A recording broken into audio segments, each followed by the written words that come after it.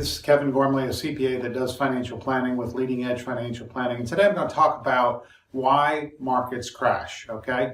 So I saw a program on the internet. It's fantastic that you can learn so many different ways, and teaching a course next year at Maryville College. So I saw a course from MIT with Andrew Lowe, and he gave this analogy about why markets crash. And I think it's a fantastic analogy, especially since we work with so many pilots and other people that have money and travel a lot. And so first of all, I don't know what's going to cause the next market crash. I don't believe anyone does know. If you look back on history, it's always obvious what caused the last crash. And sometimes we think that's what will cause the next crash, but we don't know. So what did Andrew Lowe say? Well, he told his students that when you think about traveling, okay, and I just traveled last week to Denver, Colorado. I went to the airport. I didn't expect there to be crazy traffic. There wasn't. I didn't expect there to be crazy traffic in the airport. There wasn't. I mean, it was just the usual mayhem, if you will.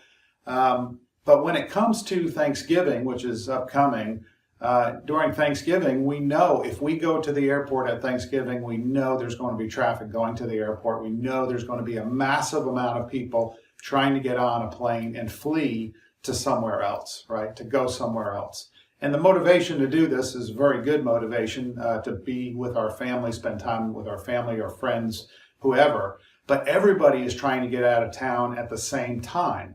And so what Andrew said was that it's not so much about what will cause everybody to want to flee the stock market, because as human beings, we all have that fight or flight that goes into our brain when we see something that's very disturbing. But we don't know what that disturbing thing is going to be. But what we do know is that when everybody in markets get disturbed at the same time, it's sort of like going to the airport on a calm day versus going to the airport on Thanksgiving Day. Everybody is trying to flee markets at the same time. And you may say, well, that's not me. But again, our brains will tell us if the stock market goes down 20%, 30%, 40%, or even over 50% as it did in 2008, 2009, we are going to want to get out of town, out of the market town. We are going to want to get out of town. And so Charlie and I really believe it's extremely important to decide what you're going to do before that very non-Thanksgiving event happens where everybody wants to flee markets. And so we believe that we need to make a decision that we're going to invest through the markets. And what I mean by invest through, I mean literally that we're not going to do anything if markets go down. If you're dollar cost averaging, it's really easy to do that. If you're not dollar cost averaging, it may be more difficult. But that's really where bonds can help all of us stick with it. And what I mean by that is that if you have 100% of your money in equities and the market goes down 50%, if you have $1 million, you now have 500,000. If part of that is in high quality treasury bonds, most likely you are not going to be down 50%. So it's really the mix of stocks, bonds, REITs, real estate investment trusts, and other assets that will maybe make it less likely that you are going to want to go to the metaphoric airport and flee when markets crash. But this is really the reason why it's so simple, I know, but it's really the reason why every time that markets crash, it's because everybody is trying to get out of Dodge. And now, do we know when a market crashes? We don't know until after it's crashed. And by that time, it's probably near the pain point. So we don't want to do anything at that point. So how come all these people trying to flee causes a market crash?